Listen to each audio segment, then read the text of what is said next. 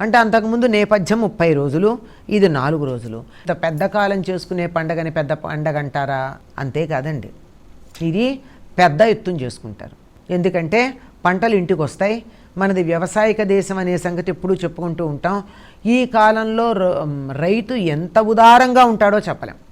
ఇప్పుడంటే రకరకాలైనటువంటి కారణాలుగా ఎప్పుడు పడితే అప్పుడు కొత్త బట్టలు కొనుక్కోవడం లాంటివి ఉన్నాయి.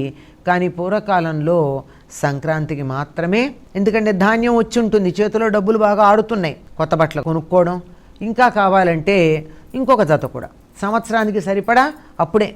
అందువల్ల చాలా సమృద్ధిగా ధాన్య సంపద ఉంటుంది గనక ఈ సమయంలో చాలా ఉదారంగా ప్రవర్తిస్తూ ఉంటారు. తప్పనిసరిగా ఆడపిల్లలు పుట్టిళ్ళకి పెడతారు. అందులోనూ కొత్తగా పెళ్ళైనటువంటి అమ్మాయి గనక ఉన్నట్టయితే కొత్తల్లుడు కొత్త అమ్మాయి తప్పనిసరిగా రావాలి. ఏ కారణంగానా వాళ్ళు రాకపోతే రకరకాల ఊహాగానాలు వస్తాయి. అదొక పెద్ద తప్పిదంగా భావిస్తూ ఉంటారు పల్లెల్లో. కనుక ఈ పెద్ద ఎత్తున చేసుకునే పండగ, పెద్ద కాలం చేసుకోవడమే కాదు, పెద్ద ఎత్తున. అంటే సంక్రాంతికే ఎవరైనా నగలు కొనుక్కున్నా, బట్టలు కొనుక్కున్నా, ఏదైనా పంటలు చేతిలో రాగానే చేస్తారు. కనుక పెద్ద ఎత్తున చేసుకునే పండగ. అంతేకాదండి, ఇది పెద్దల పండుగ, పెద్దలకి సంబంధించి చేసేటటువంటి పండుగ. పెద్దలు అంటే మన వంశంలో శరీరం వదిలిపెట్టినటువంటి వాళ్ళు మాత్రమే కాదండి, పితృదేవతలు అని చెప్పబడేటటువంటి వారు. అంటే మన వాళ్ళు ఎవరైనా ఏ లోకంలో ఉన్నారో మనకేం తెలుసండి, చేసిన పనులను బట్టి. మనకి తెలిసిందల్లా వాళ్ళు ఎలా కనపడ్డారో దాన్ని బట్టి ఊహ చేస్తాం, కానీ వాడు అసలు స్వభావం మీద ఎవరికి తెలుస్తుంది? అట్లాంటిది వాళ్ళ స్వభావాలను అనుసరించి భిన్నమైనటువంటి ప్రాంతాలలో వారు జన్మించి ఉంటే, లేక ఆయా లోకాల్లోనే ఉండి ఉంటే, వాళ్ళకి మనం ఇచ్చే ఆహారాన్ని తీసుకెళ్ళి ఇచ్చేటటువంటి వారు. ఈ వంశం బాగా కొనసాగాలి అని చెప్పి వంశాభివృద్ధిని కోరుకునేవారు, సత్సంతానాన్ని ప్రసాదించగలిగినటువంటి వారు ఈ పితృదేవతలు. ఈ పితృదేవతలకు సంబంధించినటువంటి పండగ గనక దీన్ని పెద్దల పండగ అంటారు. పెద్దల పండగ గనక ఇది పెద్ద పండగ.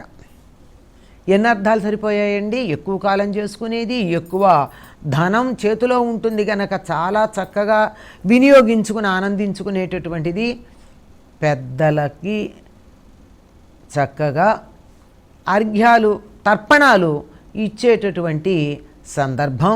ఇన్ని కారణాలుగా సంక్రాంతిని పెద్ద పండగ అని అంటూ ఉంటారండి.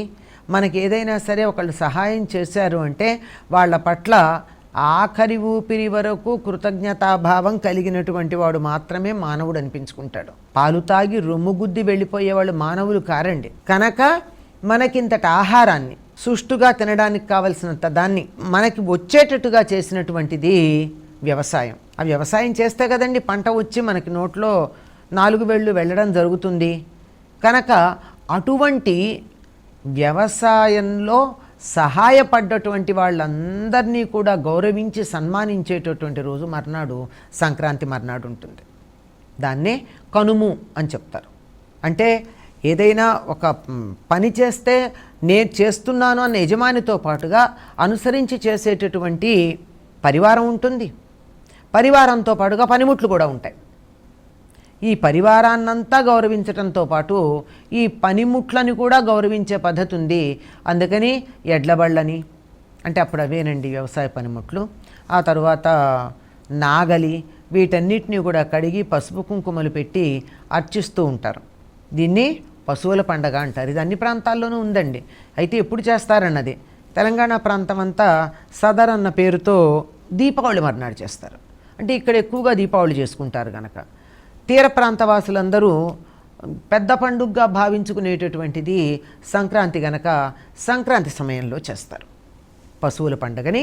అలా చేస్తూ ఆనాడు మా అందరికీ కూడా తమ పొలాల్లో పనిచేసేటటువంటి వారందరికీ ఆట విడుపు ఇచ్చేసి అభ్యంగన స్నానాదులన్నీ ఇక్కడే చేయమని చెప్పి వారికి కావలసిన ఆహారం పెట్టి కడుపు నిండా విశ్రాంతి తీసుకోమని పంపించేస్తారు. నాగళ్ళు బళ్ళు వాటన్నిటిని కూడా పూజిస్తారు. ఈ విధంగా ప్రకృతితో మనకున్నటువంటి సంబంధాన్ని అలా కొనసాగించుకుంటూ ఉండేటటువంటిది సంక్రాంతి పండుగ.